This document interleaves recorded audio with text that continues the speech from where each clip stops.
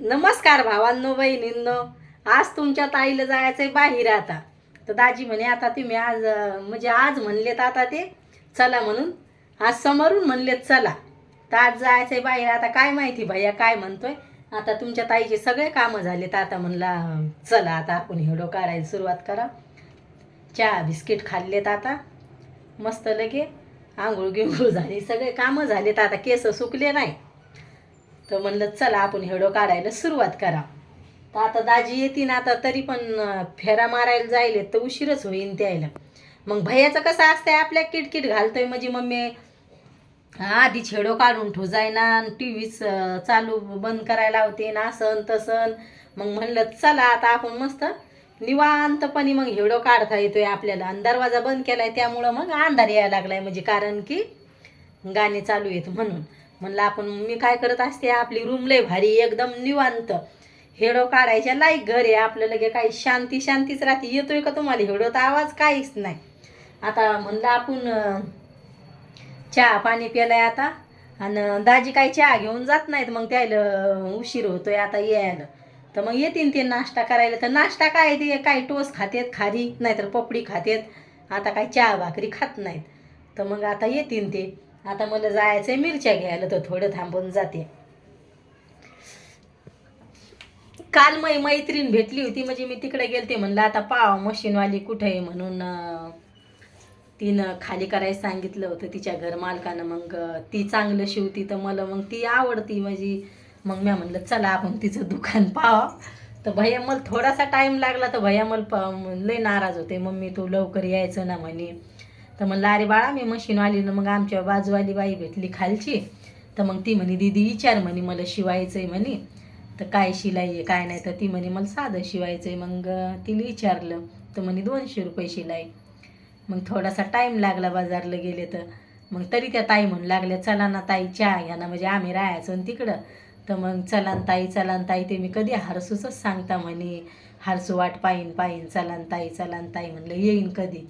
भैयासाठी मी कुठंच जात नाही, म्हणजे भैयाला मला सोडून करमत नाही. तर म्हणे मी फोन पाहू लागले ताई तर तुमचे हिडो आले तर आम्ही सगळे पाहतो म्हणे. तुम्ही तुमच्या आईला वाटं लावू लागल्या म्हणे शॉर्ट हिडोन हे म्हणे. तर मग पाहिलेत. तर मी म्हणलं तुमच्या भावाचं चॅनल असं ताई तिथं. नाही म्हणे तुम्ही एकट्याच होत्या म्हणे तुमच्या आईन तुम्ही. तर म्हणलं मग ते मग चॅनल आहे. तर अशा म्हणू लागल्या. तर लय खुशी होती आपल्याला म्हणे कोणालाच माहिती नाही मग चॅनल आहे म्हणून. मग सगळे सांगतात तर ताई तुमचे हिडो आले असं आलं तसं आलं तर लय भारी वाटते. म्हणलं हो ताई घर बसल्या बसल्या करमत नाही म्हणलं घरातल्या घरात. म्हणून मग मी चॅनल खोलेले म्हणलं आपला टाईमपास पण होतोय म्हणलं. आणि मस्त हिडो काढता येतात म्हणलं ताई. तर म्हणे हो म्हणे लय भारी हिडो असते तुमचे, सगळे तसेच म्हणतात लय भारी असते. ते शब्द लय आवडते सगळ्याला. नमस्कार भावांनो बहिणींनो, सगळ्याला आवडतोय लगे. मग लय कमेंट येतात नमस्कार ताई या. तर मग ते शब्द लय आवडतोय मा सगळ्याला. आणि आई बाबाला पण लय आवडतोय. आई बाबा म्हणतात लय भारी शब्द येत आहे नमस्कार भावांनो बहिणींनो. तर आता तुमच्या ताईचे कामं व्हायलेत आता. तर आता पाहते आता भैयाला आवडती फुलगोबी आणि बटाके टाकावं लागते त्याच्यात. तर मग मिक्स भाजी. आणि दाजीला खारं वांगं बनवीन. तर भैयाच्या म्हणजे भैयाला एकच भाजी आवडती तर मस्त बनवीन आता. लेकराच्या कधी आवडीची भाजी बनवावं लागते तशी आवडती भैयाला सुक्की सुक्की. आणि भैयाला म्हणलं आज बाहेर जायचंय थोडंसं जेवण बनवू म्हणलं भैया. आता म्हणे हो म्हणे मम्मी.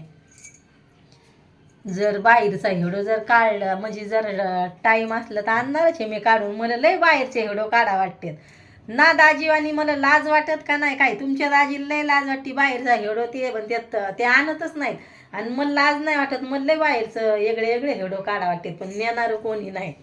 आणि भैयाला जर म्हणलं चाल ना भैया आपण जाऊ दोघे माय लेकरं तर ते नेतच नाही. नाहीतर मला लय बाहेरचे हिडो काढा वाटतात का लय काढा वाटतात. लगे लय भारी वाटते बाहेरचे हिडो काढायला. असं वाटतंय म्हणलं की मस्त बाहेरचं वातावरण दाखवायचं तुम्हाला वेगळं वेगळं. पण एवढे दाजी गाडी चालवतात पण नाही नेत ते. म्हणजे ते आता द्यायला टाईम नसतोय. तर मला वाटलं होतं थोड्या म्हणल्या जाते ना असं तसं. तर भैयाला तर लाजच वाटते ती होतं येतच नाही काल सगळे भैयाला हसू लागले. म्हणलं भैयानं टकलं केलंय. सगळे मी आता गेलाय शाळेत टोपी घालून. म्हणलं भैया शाळेत कुठं टकलं करतात का? उन्हाळ्याच्या सुट्टीत करायचं का काही?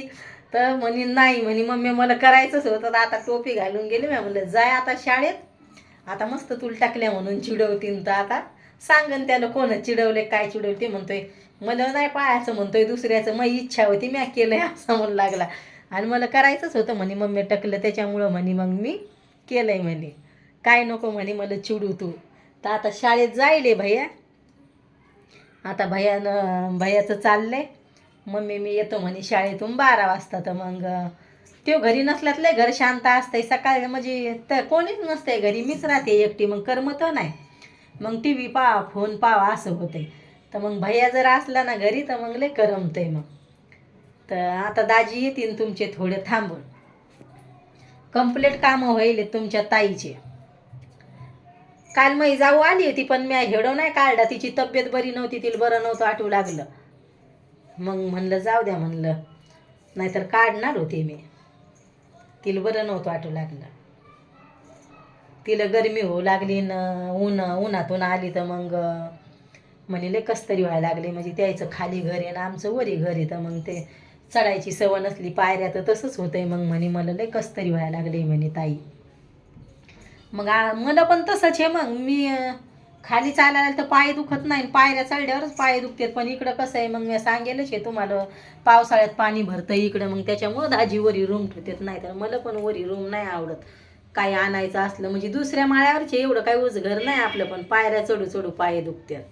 एवढं काय आपलं घर उच्च नाही, पण खालचं घर आवडतंय मला, मस्त मोकळं वातावरण असतंय लगे. पण मग असं आहे इकडं पावसाळ्याचं सगळ्याच्या घराला पाणी घुसते, त्याच्या म्हणजे 4-5 महिने वाटते आपल्याला खाली रूम पाहिजे, पण पावसाळ्यात वाटते वरीच बरी. सकाळी दाजीला उठवलं म्या, म्हणलं माझ्यासोबत चला मोटर चालू करायला, लय अंधारे. मग दाजी आले तेव्हा एकाच हाकात आले, त्याला माहिती आहे मग भैयाला शाळेत जावं लागते, शाळा बुडती मग लेकराची. म्हणलं चला मोटर चालू करायला, पाणी नाही येऊ राहिलं म्हणलं. मग गेले मोटर चालू केली. आणि ते मग म्या म्हणलं का हो तुमची झोप मोडली का? तर नाही म्हणे वैसू मला जायचंच होतं. दाजीला शाळा बुडवणं पसंत नाही, ते लगे म्हणते चाल म्हणे येतो म्हणे, म्हणजे त्याला शाळा बुडवली ना तर लय राग येतोय. मग भैयाला पण बहानाच पाहिजे, भैयाला शाळेत जायचा कटाळा येतोय असा करतोय भैया. मग कटाळा करतच नसते मी, म्हणजे कसं आपल्या भैयाला लगे मग आपण जर म्हणलं राय भैया घरी, तर भैया कधीच म्हणत नाही नाही राहत म्हणून, लवकरच लगे मानतोय ते हो. मग ते म्हणतात नाही अभ्यास बुडतोय, आणि शाळा बुडवायची नाही म्हणतात, लय शिक म्हणतात, तुझ्या जेवढा दम आहे तेवढाच शिक. पण भैयाला कटाळा येतोय शाळेत जायचा, त्याला लगे लय आळस येतोय लगे. पण आवडतोय म्हणा, पण कधी कधी येतोय लेकराला कटाळा. 7च्या आत हजर व्हावं लागते, तर मग लेकराला उठवा. तरी पण आता मोठा झालाय तर उठ म्हणलं तर उठतोय तो. आणि मग फोन पाहणं उशिरा लोक लवकर चेव कसा येईन, मग मी लय म्हणते त्याला टी व्ही नको पाहू, फोन नको पाहू भैया, लवकर उठ म्हणून. मामाचं त्याच्या विचारणं चालूच असतंय, ताई भैया अभ्यास करतोय का, भैया बराबर. दादा जास्त करून त्याला दादा दादाच करते सगळे, दादा कुठे दादा कुठे. आणि त्याचा मामाला ना आर्मीवाला मजाकमध्ये त्याला शिरप्या म्हणतोय, म्हणजे लहानपणापासून शिरप्या शिरप्या करतोय तो. तर सगळे म्हणजे म्हणते दादावर ध्यान द्या जाय ताई असं तसं. आता त्याचा एकुलता एकच भाषा आहे, तर जास्त जीव आहे त्याच्या, ध्यान द्या जाय, बाहेर नको जाऊ द्या ताई, फिरायला नको जाऊ देऊ, लेकरायत नको जाऊ देऊ, लय गाडीवर जाऊ देऊ नको, म्हणजे काहून नाही म्हणते. त्याचा मामा त्याला त्याचा हात मोडला होता, आम्ही दिवाळीला गेलतो तर तो गाडी घेऊन पडला होता, म्हणून त्याला लय जपते. बाबा पण म्हणते सारखी गाडी घेऊन जाऊ नको, त्याचे मामा आणते आणि शिटी आहे, त्याला अशी चिंता राहते. बाहेर गेला म्हणजे ताई लवकर भैयाला लवकर तू हे कर म्हणून ताई असे करते. तर मग बाय भावांनो बहिणींनो, भेटते उद्याच्या व्हिडिओमध्ये.